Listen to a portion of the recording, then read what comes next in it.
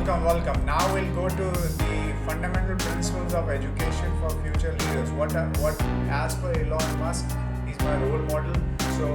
He says foundation of language should be very strong. Read lot of books on the subject. Listen lot of books on the subject. Discuss the topics with smart people.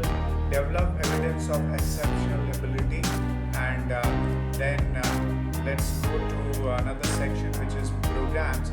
So always create programs, knowledge, model, practice it, observation, feedback. Always keep doing it so that you can create a lot of product, services for your customers, and lot of value. You will also get a lot of value. So we'll go to the other section. Like you have to do research on 10 days. You have to do research on your program. Do 100 questions research on Quora. Get all the questions, pain points of your niche, your spoke, and your tool, and all of these things. You get it done, and make a scrapbook, and then do that and get your post done. You have to set up all the softwares.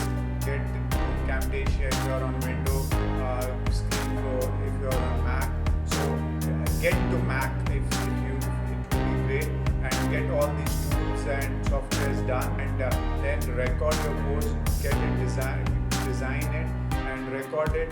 Don't go for perfectionism, procrastination. Do it, and then you will see results.